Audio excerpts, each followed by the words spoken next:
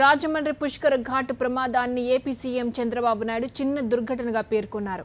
రాజమండ్రిలో రాష్ట్ర జలవనరుల శాఖ ఆధ్వర్యంలో నీటి ప్రాముఖ్యత, నదుల అనుసంధానం అంశంపై నిర్వహించిన చర్చాగోష్ఠిలో చంద్రబాబు పాల్గొన్నారు.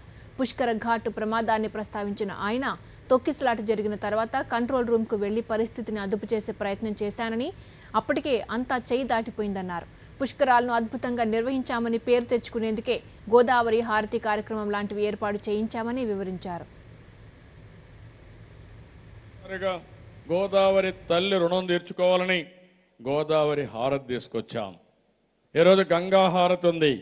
గంగా హారతికి దీటుగా గోదావరి హారతి రావాలని దేశంలో ఎవరైనా సరే గంగా హారతికి పోయిన వారు తప్పకుండా గోదావరి హారతి చూసి శభాష్ అనే విధంగా మెచ్చుకునే విధంగా చేయాలి. గోదావరి తల్లి రుణం తీర్చుకోవాలనే ఉద్దేశంతోనే మనం గోదావరి హారతి కూడా పెట్టాం.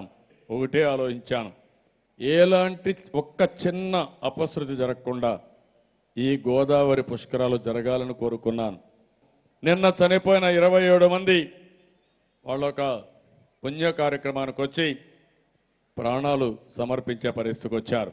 రాత్రి నేను ఈ ఇన్సిడెంట్ జరిగిన తర్వాత కూడా 11, 12, 1 గంట సమయంలో ఘాట్ల దగ్గరికి వెళ్ళాను. చూస్తే నాకు చాలా ఒక పక్క బాధ ఉన్న ప్రజల పట్టుదల చూసిన తర్వాత నాకు చాలా ఆనందం అనిపించింది. రాత్రి 12 గంటలకు ఎక్కడెక్కడో జిల్లాల నుంచి వచ్చారు. వచ్చిన వాళ్ళందరూ కూడా రోడ్డు మీద పడుకున్నారు, బ్యారికేడ్స్లో పడుకున్నారు, ప్లాట్ఫామ్ మీద పడుకున్నారు, రోడ్డు డివైడర్ పైన పడుకున్నారు.